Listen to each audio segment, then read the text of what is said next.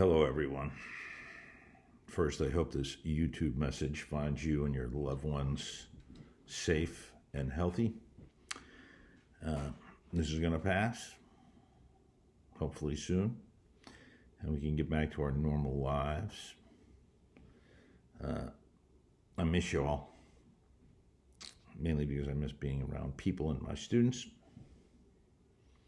In any event, welcome to week 2 of our online teaching experiment. I have my notes over there, so I'm glancing over there. I was thinking of trying a Zoom thing, but I think that would be painful for you and me. I'm going to try to only do one video today to cover this topic. Do the readings, try to find the census data on the amount of the revenue raised from each non-tax revenue source we're talking about today. And you'll be fine.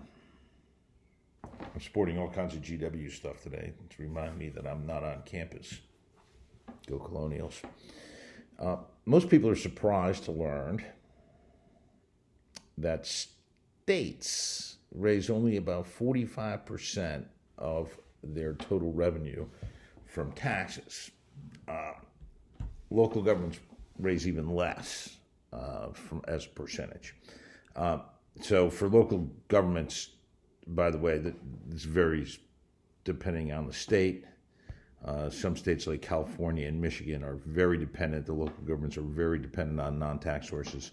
Some states like New Hampshire and Virginia, much less dependent. The non-tax revenue for states is made up of mostly intergovernmental aid. A lot of discussion of that in the textbook. User fees, licensing, gambling, a couple of other smaller issues like unclaimed property. Don't talk about unclaimed property much, but it's actually fascinating. If anybody wants to know, shoot me an email. And like litigation, there's actually a lot of money in litigation. There was a lot of money in the tobacco settlements. States are always suing people, trying to raise money, but not a lot of money. Anyway, I'd like to talk about the main ones today. And some are discussed in the book at great length, some less so.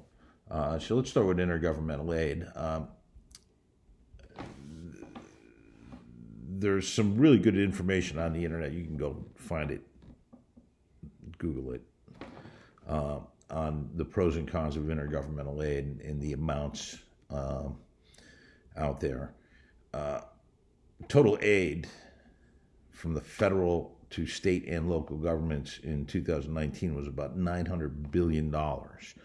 This is all pre-COVID-19, of course. The number will be much bigger for 2020. Traditionally, federal money is used for transportation and healthcare, mainly Medicaid. Those are the two largest. They're also used for security, for welfare through TANF, and education. They're actually much smaller than healthcare and transportation. Transfers from state to local governments totaled about $700 billion in 2019. Federal government does not transfer a lot of money to local governments. Certainly not a significant amount. The policy behind intergovernmental transfers is simple. More central governments have more resources, and therefore that's where the money is. So if something is important at the federal level or state levels, and we want it funded, those are the levels of government that have the resources to fund things that we think are important. So intergovernmental aid makes sense from that perspective. In many cases, the states act as agents, certainly in the case of Medicaid and the transportation funding in many ways of the federal government, administering programs on behalf of the federal government, getting money in return. On the local side, it's important to note that the largest single, by far, aid from states is for education. We're going to talk about this more when we discuss the property tax. But basically, if we want to fund education equally across state lines, in a state, there's a strong argument for having the state pay for it or pay for a lot of it, and that's what happens in many states. And we're gonna talk about this a lot more, maybe a little bit today, but a lot more when we talk about the property tax. Politically, intergovernmental aid is attractive because state and local leaders get money without having to raise taxes. That's it. The downside of that aid is it creates a fiscal illusion, right? People get more government than they're willing to pay for, and they're not sure who's paying for it, and they think they're not paying for it, although in fact they are. And this is a trick. It's a trick on citizens in many ways. So aid to local governments may, in fact, reduce local tax burdens, but someone's paying for it. We should be clear about that. Your state tax burdens go up, you, businesses, everything. And this is true with federal aid to states, except the federal government tends to borrow money to finance these things, and you'll see this with the COVID-19 aid. There'll be lots of borrowing.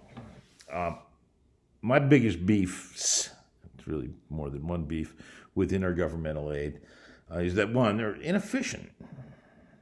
Often inefficient. I shouldn't say they're always inefficient. They're often inefficient, and they require big bureaucracy in the transferor government to make it all happen, right? So we spend a lot of money setting up this system to send money somewhere else, right? So there's a lot of deadweight loss in there that is not actually used for the program. The second beef, though, is even bigger, and that is that intergovernmental aid almost always comes with strings attached, right? No one's going to give you money without telling you how to use it, so that's a problem. And I have a million examples of this. Maybe I'll give you a few. Certainly, if I was in class, I'd be giving you a few. A couple of famous cases. The 1978, before most of any of you were born, probably 1978. President Carter, in the middle of energy crisis, wanted the states to lower the speed limit to 55 miles an hour. That's where that came from, by the way. And since the federal government doesn't set speed limits, here was the deal. You weren't going to get highway money unless you lowered your speed limit. So there's a string attached, right? You can get the highway money if you lower your speed limit. So most states did it pretty quickly. Wyoming did not. Wyoming said, we don't have a speed limit. At the time, Wyoming didn't have a speed limit. So there was nothing to lower. And besides, why are we listening to people in Washington telling us how to drive? It takes us 40 miles to drive to get a loaf of bread. We're not. Things are different here. And that worked fine until they realized that they actually get a lot of money from the federal government to maintain the roads. And because they're up north and the roads are a mess because of the snow and the ice and rain, they needed the money. So they eventually adopted a 55-mile-an-hour speed limit. And we've seen this with seatbelts tied to transportation funding at the federal level. With a lot of other areas. And the education side, for instance, at the locals, federal, state to local aid, the strings are usually, because it's mostly education, tied to curriculum. They tell the local governments what they can teach, what they can't teach. Sometimes it's tied to social issues. I'll give you one quick anecdote. Many years ago, actually when my kids were were very young.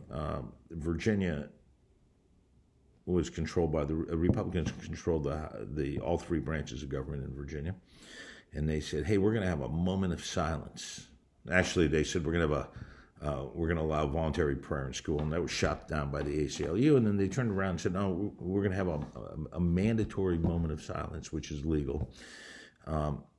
And if you didn't have the mandatory, and so Fairfax County and Falls Church and Arlington and Alexandria, more liberal communities, said, "Well, we're not going to do this because this is just BS, and we don't want to do it. It's our school district." But the state said, "You know, if you don't do it, you don't get the money," and that's about 35% of the Fairfax County school budget. So there's been a moment of silence because you can't give up 35%, of a $2 billion budget for a local government. You can't say, "Oh, we're going to fight this." There's no fighting it.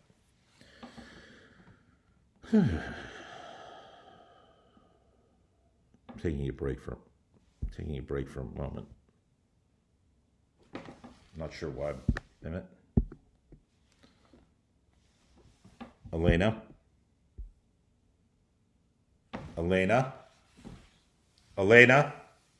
Oop.